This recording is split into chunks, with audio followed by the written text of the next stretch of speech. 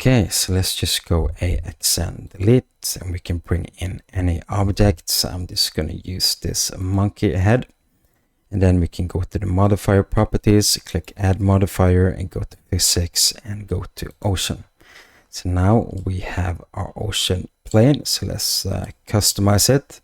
So we can change the resolution and render, set that to 16.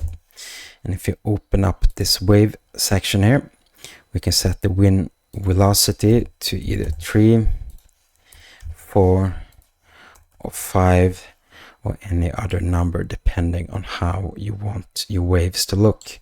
So I found that in my case 5 is a nice number.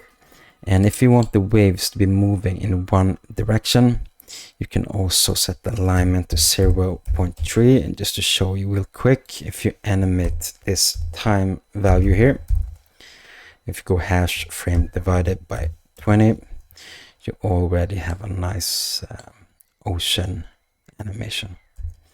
So let's just reset this alignment to 0 and also set the time here to 0. And yeah, so let's loop this ocean modifier. So to do this, we're just going to bring up the timeline, and we're just going to insert a bunch of keyframes into this ocean modifier. And yeah, it's pretty much the same way you animate materials in a loopy way as well, but slightly different when it comes to modifiers. So just follow along and you'll be fine. So let's just go to the time here and just hover your mouse over and go I like that.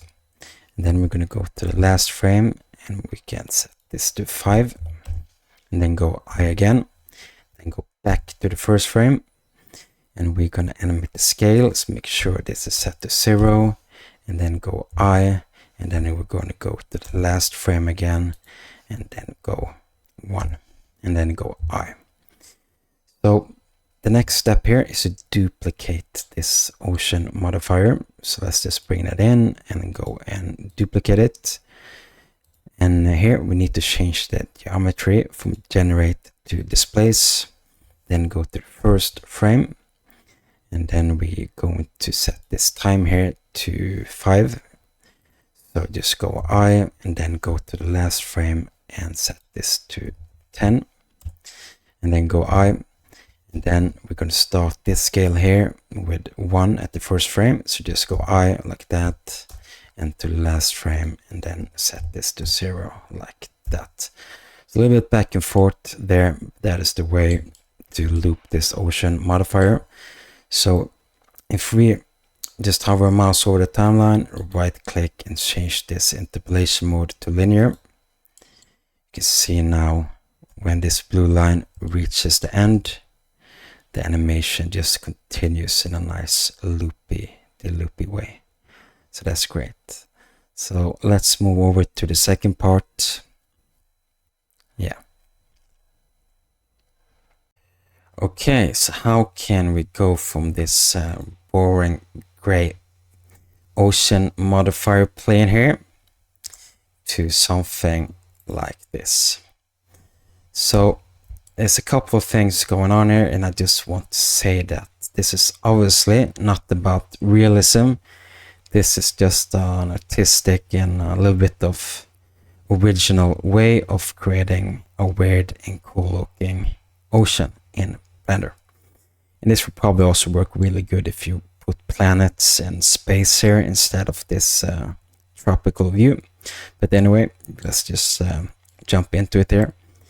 So the first thing is that if we go to world, so I'm using an HDRI for lighting, and I'm also using it as a background image. So I can go and move my sun like that. You can see that the light is following along. And yeah, so I just took on bloom here. And I also, if I go down to color management, I'm using AGX instead of standard, because I found that this works better when you do some intense lighting. And then I've also been playing around with this exposure level and yeah, this gamma thing here. So I brought an HDRI inside here, this Lakeside 8K. If you want to use the same, just go to Polyhaven. And then I also brought in an RGB curve. The only thing I did here was bringing in the red and the contrast, like from here to there. And I also brought the strength up to pretty high number. But the most important thing here is actually this material that I created. And this is just me putting together some weird stuff in Blender and see if it works. So this is not exactly foam at an ocean wave, but from my artistic perspective, it works perfectly. So I'm not going to recreate this setup, but you can take a screenshot of it here. So just to show you again. So this is basically this thing here going on. And if you want to have this setup here, just take a screenshot of this node tree.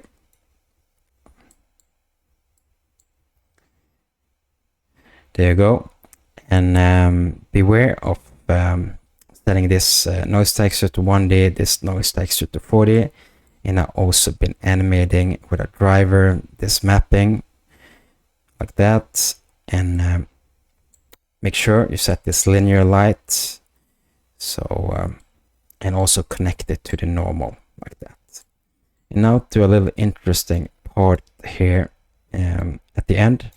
So how can you get this really intense look? So if I change the camera perspective here, you can see that this looks like a completely something that a kid would make in Blender that's 3 years old. So if I jump back into the camera view, it looks just way better. So Blender is all about the camera angle. And a really cool thing here is that I just put in an image node and I connected it to the color and I brought up the strength. And with this image node, I can just go and change to whatever kind of look that I want. So say I want this look here.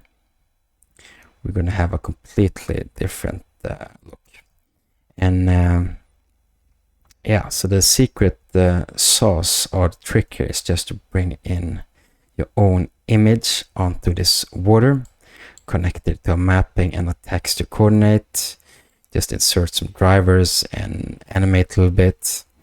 And then you will have this really unique and, from my perspective, really cool look.